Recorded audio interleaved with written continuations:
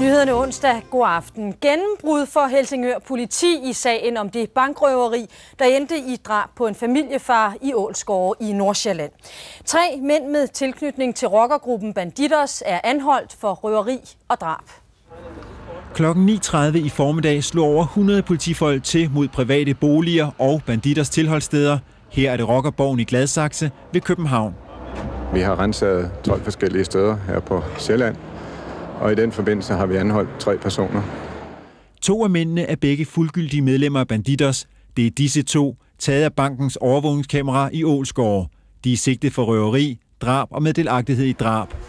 Uden for banken i Ålsgårde dræbte de en 41-årig familiefar, der med sin bil forsøgte at bremse røveriet. Røverne slap afsted på denne stjålne motorcykel, skiftede senere til en sort Mercedes og kørte mod København. I forbindelse med ransagningerne er det lykkedes jer at finde gerningsvåbnet?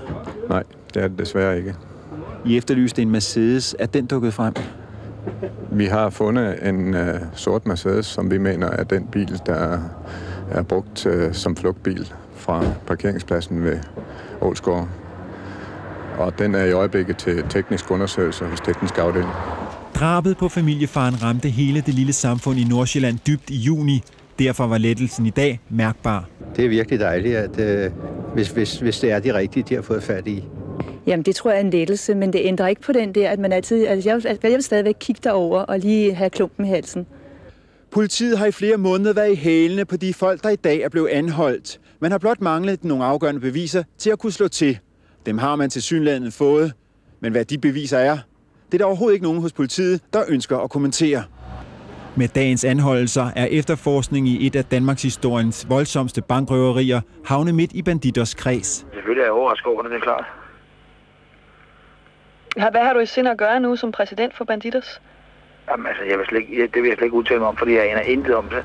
Ransagningerne er ikke engang overstået nogen endnu. Skal vi til Politigården i Helsingør, Olav Christensen. Hvad sker der her til aften?